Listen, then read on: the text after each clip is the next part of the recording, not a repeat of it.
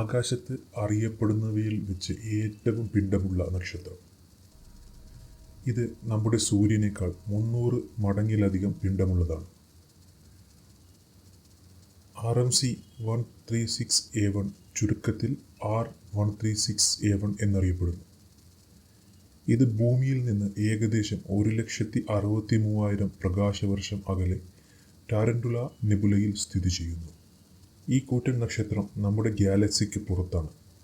ക്ഷീരപഥത്തിൻ്റെ ഉപഗ്രഹ ഗാലക്സികളിലൊന്നായ ലാർജ് മഗല്ലനിക് ക്ലൗഡിൻ്റെ ഭാഗമാണിത്.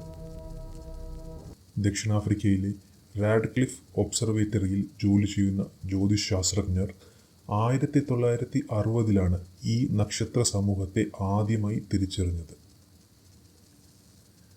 അവർ അതിനെ RMC 136 എന്ന് പേരിട്ടു. ഹബിൾ ബഹിരാകാശ ദൂരദർശിനി ഈ സംവിധാനം പരിശോധിച്ചപ്പോൾ ഈ സമൂഹം 200-ലധികം അതീവ തിളക്കമുള്ള നക്ഷത്രങ്ങൾ ചേർന്നതാണെന്ന് കണ്ടെത്തി. ഇതിൽ ഏറ്റവും പിണ്ഡമുള്ള ഒന്നിന് RMC 136A1 എന്ന് പേരിട്ടു.